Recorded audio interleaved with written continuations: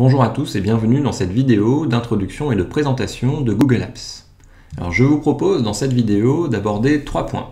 Le premier point sera dédié à la présentation et la définition de Google Apps for Work. Dans un second temps, je vous parlerai de fonctionnement en mode SaaS, de ce que cela signifie et l'intérêt que cela va avoir de pouvoir choisir des applications, des logiciels fonctionnant en mode SaaS. Bien évidemment, je conclurai par les applications qui sont incluses dans Google Apps for Work et je vous les présenterai. Alors commençons sans plus attendre avec Google Apps for Work, la définition de l'outil. Il faut savoir qu'il s'agit d'une suite d'applications et de messagerie et de bureautique collaborative. Concrètement, si l'on devait faire le parallèle avec d'autres outils équivalents ou existants sur le marché, on pourrait dire que Google Apps est égal du côté de chez Microsoft à Office plus Outlook. Concrètement, Office est la suite d'outils bureautiques de chez Microsoft, Outlook sert de messagerie. Maintenant, chez Apple, nous avons des équivalents également.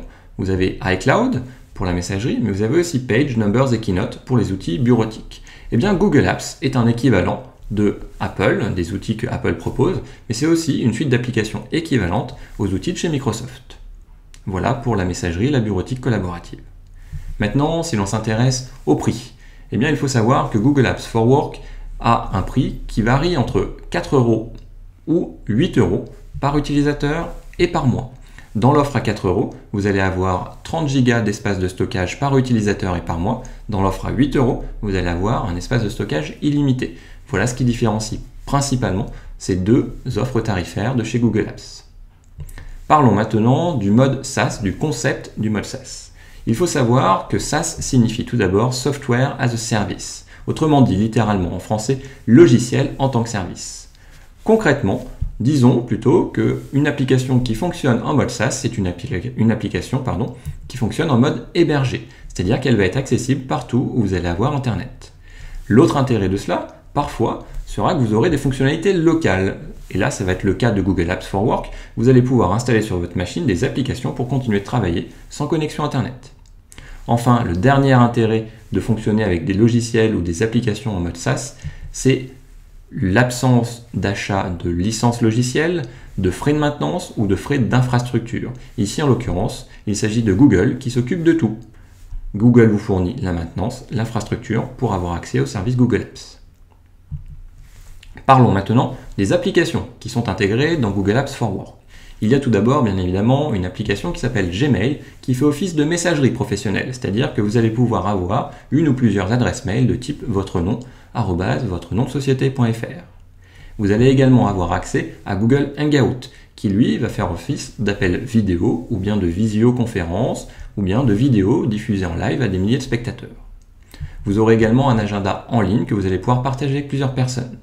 Vous aurez une application qui s'appelle Google Drive qui, quant à elle, va vous permettre de gérer votre espace de stockage.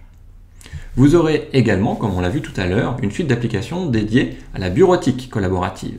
Google Documents, formulaires, feuilles de calcul et présentations. Vous aurez également une application dédiée à la création de sites internet, Google Sites. Enfin, vous aurez une dernière application qui sera ni plus ni moins que la console d'administration de votre compte Google Apps for Work. Cette console va vous permettre de gérer vos utilisateurs et leurs droits d'accès sur les applications. Bien évidemment, il n'y a pas que ces applications-là fournies par Google. Il y a plein d'autres applications tierces qu'il est possible d'intégrer. Ces autres applications, vous allez pouvoir les trouver sur le Google Apps Marketplace et en voici justement quelques-unes apparaître à l'écran dans le domaine du Project Management, de la gestion de projet. Ces applications sont sélectionnables, vous pouvez avoir différentes informations, leurs notations également, et vous allez pouvoir les installer sur votre compte Google Apps pour pouvoir les utiliser.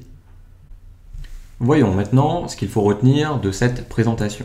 Tout d'abord, Google Apps for Work est une suite d'applications de messagerie et de bureautique, comme on l'a vu. C'est un service qui va fonctionner de manière hébergée, grâce à Internet, mais aussi locale.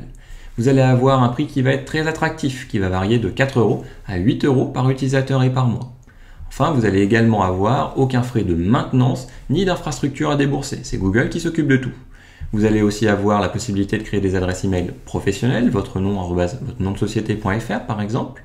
Et bien évidemment, vous allez avoir une multitude d'applications riches et variées à votre disposition. J'espère que cette présentation vous a plu et je vous dis à très bientôt.